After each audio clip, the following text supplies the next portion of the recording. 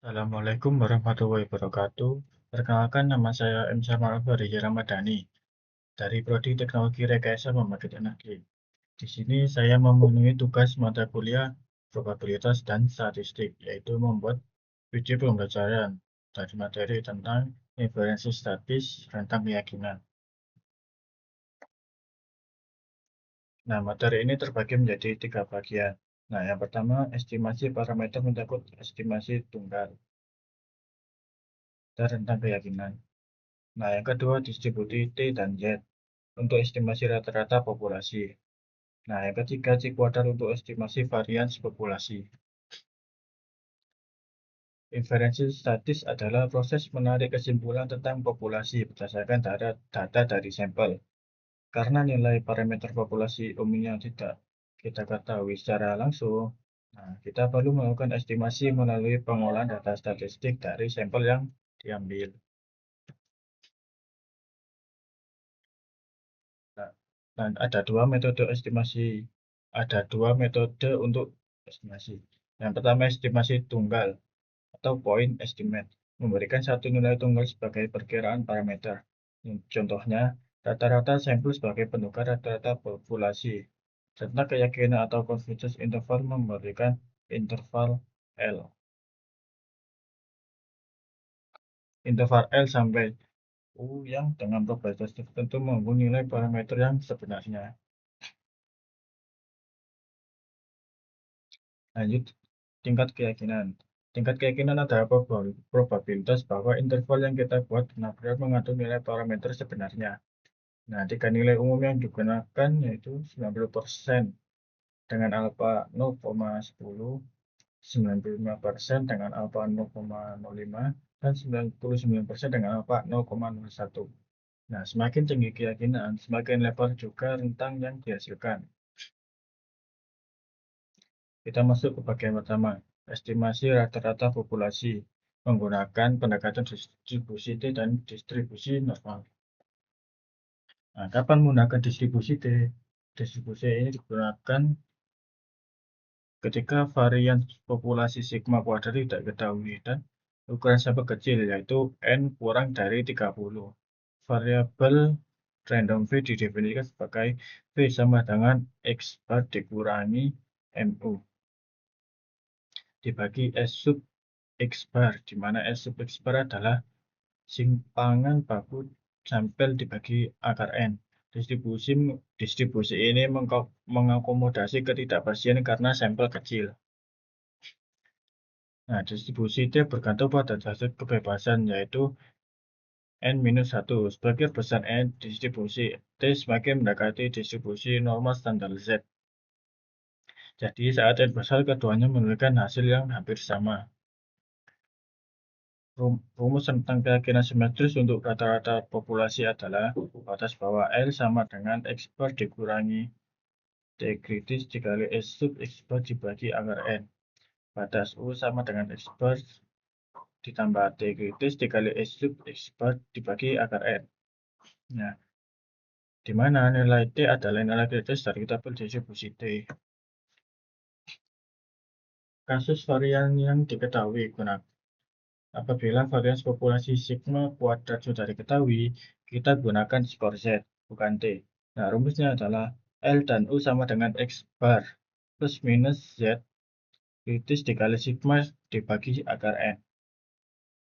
Nah, pendekatan ini memberikan data yang lebih presisi karena sigma populasi sudah dipetakan. Nah, sebagai contoh, data temperatur Yogyakarta tahun 1991 hingga 1914 menunjukkan rata-rata sampai 30 derajat Celcius. Estimasi tunggal MU sama dengan 30 derajat. Secara matematis memiliki peluang tepat 0 untuk terjadi. Nah, karena distribusi kontinu, oleh karena itu kita membutuhkan rentang keyakinan untuk menyatakan estimasi dengan tingkat kepercayaan tertentu. Misalnya 90%, 95%. Nah, estimasi varians populasi menggunakan distribusi C kuadrat. Distribusi C kuadrat digunakan untuk mengestimasi variabilitas populasi atau penyebaran data populasi. Variabel random v didefinisikan sebagai n-1 dikali S sub x kuadrat dibagi sigma sub x kuadrat. Distribusi ini memiliki nilai n-1 derajat kebebasan, berbeda dengan distribusi T dan Z. Di kuadrat ini tidak simetris. Nah, karakteristik G kuadrat ini ada 3. Yang pertama, tidak simetris. Berbeda dengan Z dan Z, G kuadrat menunjuk kanan. Yang kedua, nilai positif. Variasi tidak pernah negatif sehingga grafik dimulai dari 0. Nah, transformasi. Jadi, seiring bertambahnya N, distribusi ini akan mendekati simetris. Rumus varian. Rumus tentang keyakinan untuk varians populasi adalah batas bawah L sama dengan N-1 dikali S kuadrat dibagi C kuadrat dengan nilai 1 minus per alfa per 2. Batas atas U sama dengan N-1 dikali S kuadrat dengan C kuadrat nilai per alfa per 2. Implementasi menggunakan Microsoft Excel untuk menghitung nilai kritis dan probabilitas distribusi T dan C kuadrat. Fungsi distribusi T di Excel. Excel menyediakan 4 fungsi untuk distribusi T. T-dis untuk menghitung probabilitas satu sisi, T-dis titik 2T untuk menghitung probabilitas dua sisi, T titik inf untuk mencari nilai T untuk probabilitas P, T inf titik 2T mencari nilai T untuk probabilitas P dua sisi. Contoh kalkulasi.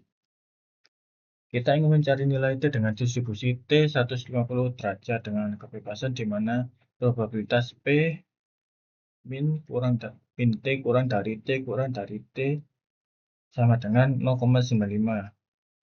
Rumus Excel yang digunakan adalah T titik inf titik 2T dengan parameter 1 minus 0,95 dan hasilnya adalah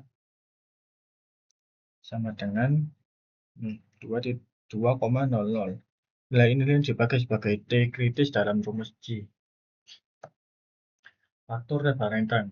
Ada 2 faktor yang mempengaruhi lebar rentang. Ini yang pertama adalah ukuran sampel N. Semakin besar N, rentang semakin sempit atau presisi naik. Nah, yang kedua tingkat keyakinan. Semakin tinggi keyakinan, rentang semakin lebar.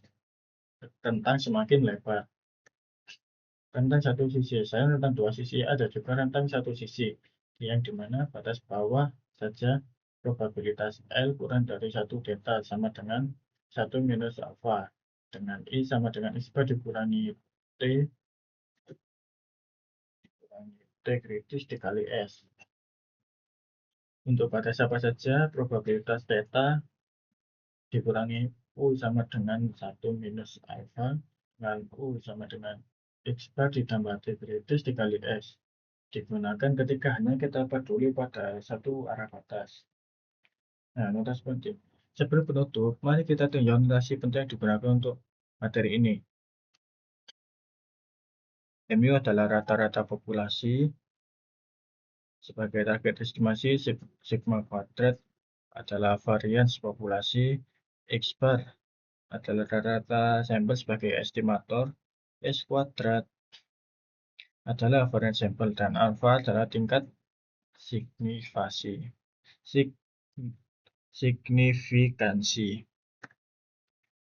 Nah, berikut adalah ringkasan materinya. 4 poin utama yang perlu diingat yaitu 1. Estimasi tunggal tidak cukup untuk menggambarkan ketidakpastian. Yang kedua, rentang keyakinan memberikan interval yang lebih variabel. Nah, yang ketiga, pemilihan distribusi Z vs T bergantung pada informasi varians populasi. Yang keempat, Excel mempermudah pencairan nilai kritis T, Z, dan G kuadrat. Nah, aplikasi dalam dunia teknik, rentang keyakinan digunakan untuk bagi keperluan menentukan batas toleransi material agar produk tetap aman. Nah, mengestimasi risiko kegagalan struktur bangunan atau mesin, serta analisa hidrologi dan cuaca seperti contoh temperatur Yogyakarta yang telah kita bahas tadi. Demikian pemaparan materi dari saya. Jika ada pertanyaan atau tanggapan, silakan tulis di kolom komentar di video ini. Demikian presentasi dari saya mengenai inferensi statistis tentang keyakinan. Semoga materi ini bermanfaat. Terima kasih semuanya. Terima kasih atas perhatiannya. Assalamualaikum warahmatullahi wabarakatuh.